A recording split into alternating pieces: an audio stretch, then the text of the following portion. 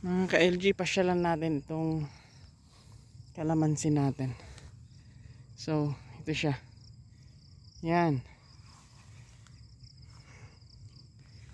Hindi pa natin napapaararo tong gitna nito. Ang rotivator. So, hopefully, bukas, pwede itong maararo. Ayan.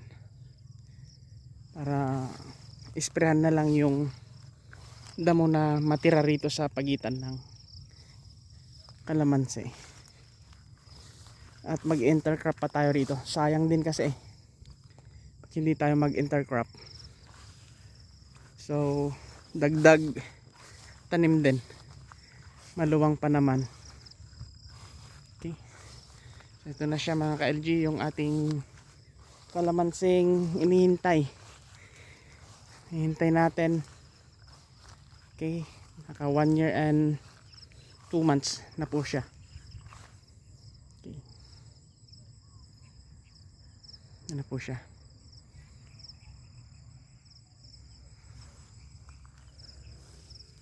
Sa tingin ninyo, pwede na bang pabungahin ito?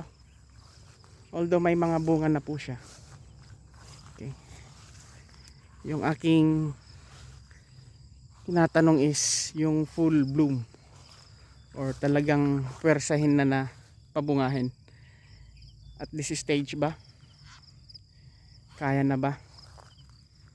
So magtra-trial tayo mga ka-LG. Hindi lahat is bibigyan natin ng pampabunga. Okay. Paki-comment nyo nga po kung ano yung magandang pampabunga ng kalamansi, kung paano. Okay. Sarap sa pakiramdam, ano? Yun, no? Yung ating nihintay, yung mga tinanim natin, fruit bearing trees. Ito.